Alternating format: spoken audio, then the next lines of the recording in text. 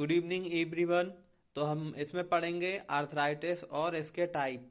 सो arthritis क्या होता है? Arthritis inflammation of joint, so this is called arthritis.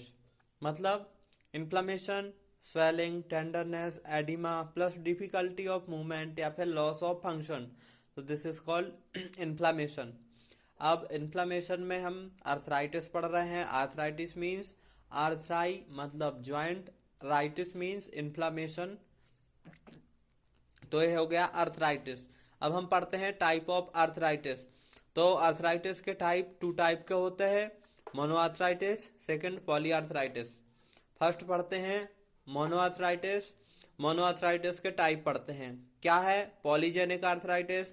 Polygenic, poly means पायो, poly मतलब बहुत सारे, और जेनिक मतलब जेनेटिकली जो होता है, तो पॉलीजेनिक आर्थराइटिस।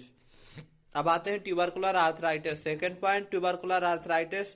तो ट्यूबरकुलर माइक्रोबैक्टीरियम ट्यूबरकुलाई जो पैथोजेंस होता है, तो उसके इन्वॉल्वमेंट में जो माइक्रोबैक्टीरियम ट्यूबरकुलाई होती है उसके अगेंस्ट, और वो ज्वाइंट की जो कैविटी इंट्रा आर्टिकुलर सरफेस होता है उसके लॉस कर देता है, या फिर degeneration of intra articular surface.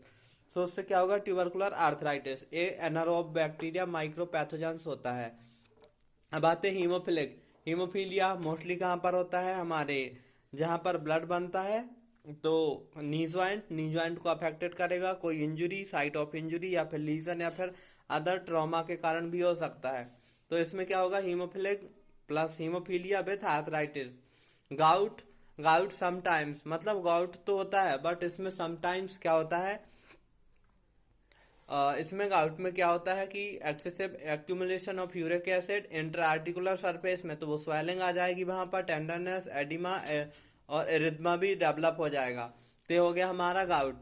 अब आते हैं सेकंड पॉइंट पॉलीआर्थराइटिस। पॉलीआर्थराइटिस में क्या आएगा? फर्स्ट आएगा रूमेटॉइड आर्थराइटिस। रूमेटॉइड मीन्स या तो बहुत टाइम से या फिर लंबे समय से, तो रूमेटॉइड आर्थराइटिस।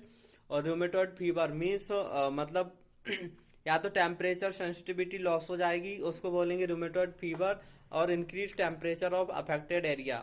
अब आते हैं जुवेनाइल क्रोनिक आर्थराइटिस। मतलब अल्पायु, मतलब बहुत ही कम टाइम में, मतलब बहुत ही कम टाइम में क्रोनिक मतलब बहुत एज तो बहुत कम रहेगी, बट क्रोनिक मतलब लंबे समय से रहेगा ये आर्थराइटिस, मतलब इन्फ्लामेशन। तो एज तो कम रहेगी, बट ये लंबे समय से उसको अफेक्टेड या फिर पेशेंट को अफेक्टेड करके रखेगा। अब आते हैं प्राइमरी। तो प्राइमरी आर्थराइटिस, प्राइमरी मतलब वही सिम्टम्स, साइन जो हमको प्राइमरली दिखेंगे, तो प्राइमरी आर्थराइटिस ये पार्ट थे।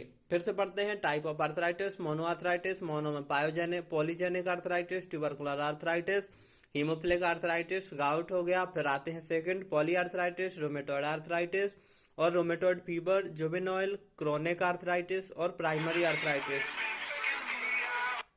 अब हम पढ़ते हैं कि इसमें क्या डायग्नोसिस होता है। तो इसका डायग्नोसिस में हम क्या करवाएंगे? मोस्टली डायग्नोसिस में हम इसको पेशेंट के मूवमेंट करवाएंगे, मूवमेंट, और उसकी हिस्ट्री लेंगे, history of complain, chief complain देखेंगे पेशेंट की, चीफ कंप्लेन क्या दे रहा है पेशेंट, और हम इसको एक्सरे करवाएंगे और यूरिन टेस्ट करवाएंगे, यूरिन टेस्ट करवाएंगे। फिर इसके बाद में हम ट्रीटमेंट में क्या देंगे? एनसेट्स देते हैं, non steroidal anti inflammatory drugs देंगे उसको, आइबुप्रोफेन, पैरास्टामोल, पीसीएम, उसको हम ट्रीटमेंट में देंगे। तो ये तो हमारा रूमेटॉइड आर्थराइटिस या फिर आर्थराइटिस और उसके टाइप, उसका डायग्नोसिस तो यही हो गया।